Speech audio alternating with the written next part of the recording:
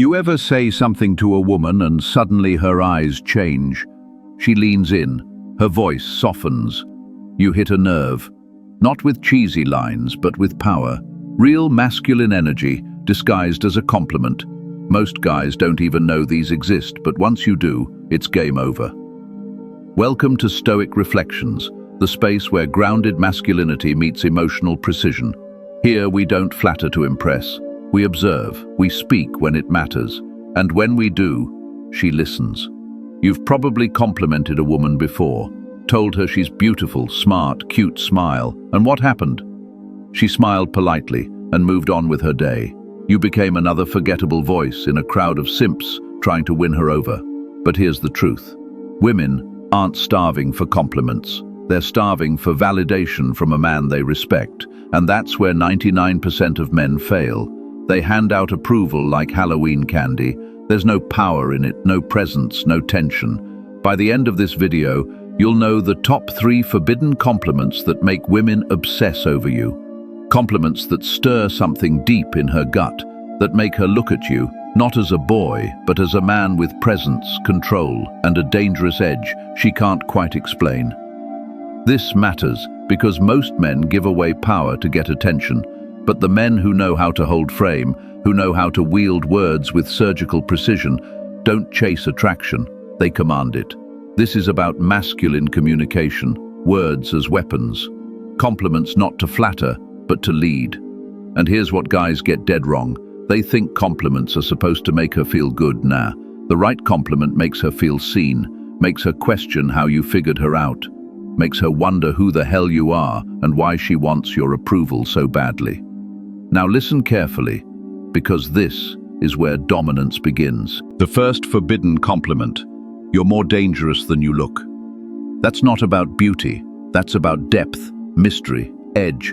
It flips her perception of herself. She'll ask, "What do you mean?" She'll laugh nervously, but in her head, she's wondering, how does he see that in me? And more importantly, what else can he see?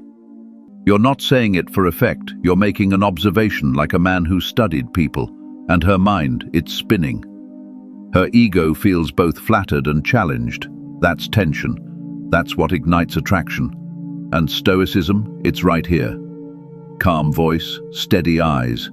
You say it not to get a reaction, but because you see the truth, and speak it without need. Let her chase the meaning. Let her crave the validation she didn't even know she wanted. The second forbidden compliment hits even harder, because it's not about her body, it's about her mind. You don't let people see how smart you really are, do you? Now pause. Let that land. You didn't say she's smart. You said she hides it. You've called out the mask. You've gone beneath the surface, something most guys never even attempt. You've stepped into the arena of emotional intelligence and subtle dominance. And here's what she's thinking. Wait, how does he know that? She's not used to being understood, especially not by a man. Men usually either ignore her intellect or worship it, but you observe, you reveal, you unsettle her in the most attractive way possible. This is where most guys fail. They think attraction is about attention, flashy compliments, over-the-top flattery. But real attraction isn't loud, it's surgical, it's quiet confidence, stoic control. A man who doesn't need to impress her because he's already impressed with himself. This compliment works because it does 3 things at once. First, it acknowledges her intelligence, which few men do. Second, it suggests you see beyond the facade. And third, it places you in a higher frame, a man who reads people, not just reacts to them.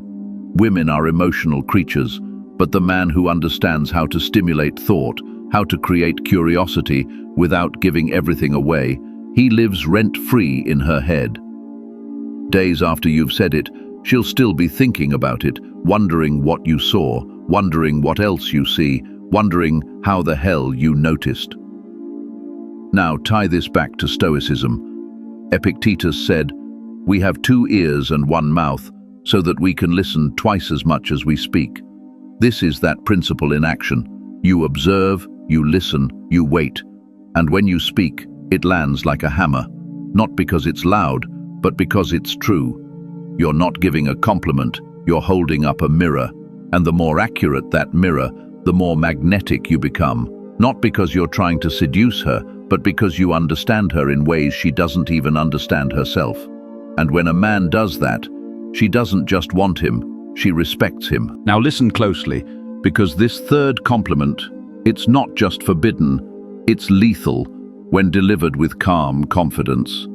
You feel safest when you're finally not in control, don't you? Say it slow. Say it like you already know the answer. Say it like you've seen it before. This isn't a compliment, it's a psychological gut punch dressed as insight, and it flips the entire script. Suddenly she's not in charge of the interaction. You are. You're exposing a truth she hasn't said out loud but feels in her bones, and that right there is irresistible. Because here's what women rarely tell you. Control exhausts them. They crave a man who can lead, who can hold them steady in chaos, not with force, but with presence. When you say this, you're not talking about dominance as aggression, you're talking about dominance as safety. Now imagine her inner dialogue. How does he know that? Is he saying I'm controlling, or is he saying I can finally relax around him? You've triggered a paradox. You've forced her to reflect. You've unsettled her in the most seductive way possible. And here's the secret. This line only works when it's true. You can't fake this. You have to embody it. She needs to feel that when she's around you, she can let go, that your masculinity isn't loud or insecure. It's anchored, calm, unshakable. You're not trying to control her. You've simply mastered control of yourself. That's stoicism. You don't react, you respond. You don't chase, you choose.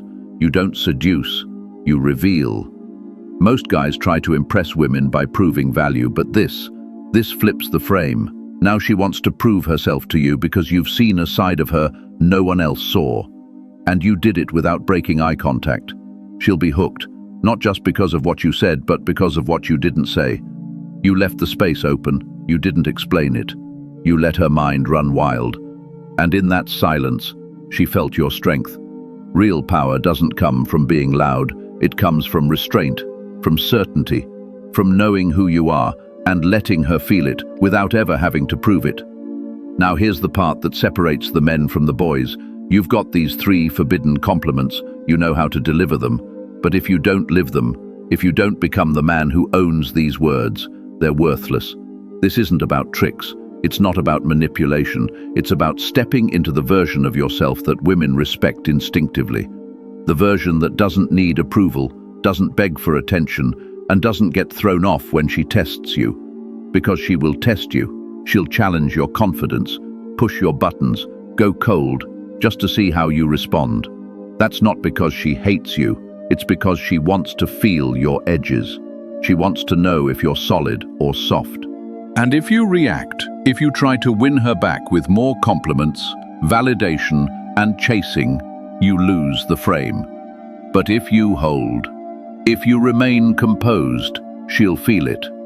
Because deep down, every woman wants a man who can walk away from her and not lose himself. So when you say something like, "You're more dangerous than you look," or "You don't let people see how smart you really are," or "You feel safest when you're not in control," you better say it from a place of grounded power. No neediness, no outcome, just truth. And you'll notice something strange happen. The compliments don't push her away, they pull her in, not toward your words, but toward your energy. That masculine presence rooted in silence, logic, and discipline. Because the most attractive man isn't the loudest in the room. He's the one whose silence carries weight.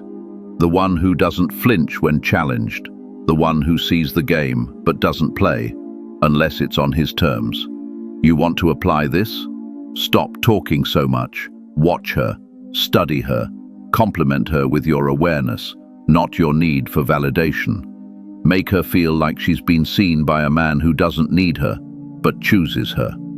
And remember this, waste no more time arguing what a good man should be. Be one, Marcus Aurelius. Be the man who speaks little, but speaks with impact. Be the man whose presence creates gravity.